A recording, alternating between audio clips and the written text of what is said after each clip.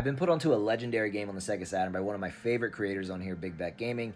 If you don't know who Big Bet Gaming is, you should go ahead and follow him because he's the guy who actually inspired me to start a video game club for my kids' school.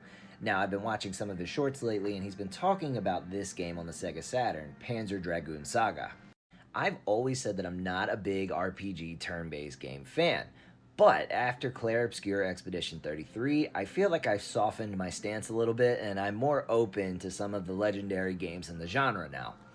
This one is arguably one of the most underrated RPGs of all time.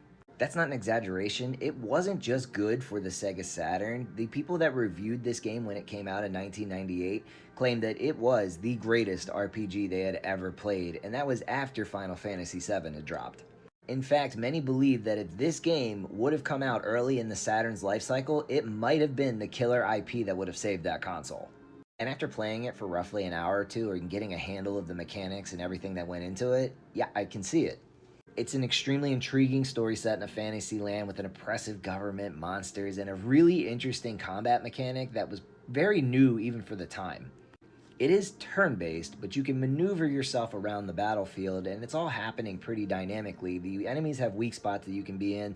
They have strong spots that you don't want to be in case they attack and hit you with the highest damage.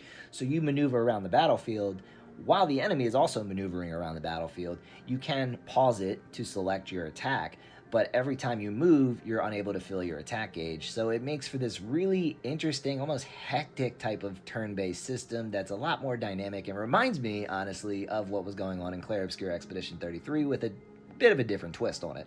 If this game is so good, why did it fail so miserably? Well, wrong place, wrong time. It came out in 1998. Sega had basically already decided they were moving on from the Saturn at this point. They had abandoned the console. It was tough to find even rentals at that point in 1998. I remember I had a Saturn.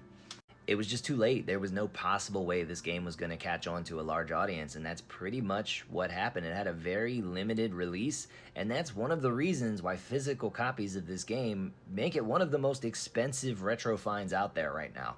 If you were sitting on a complete inbox copy of Panzer Dragoon Saga, you have at least a $1,000 game right there. Another interesting fact is that this is actually the third entry in the Panzer Dragoon series on the Sega Saturn. The other two were nothing like this. They were on-the-rail type shooters where you're riding your dragon and you shoot enemies, and that was pretty much it. They're definitely fun to pick up and play for a few minutes, but they're nowhere near as fun and engaging as Panzer Dragoon Saga is.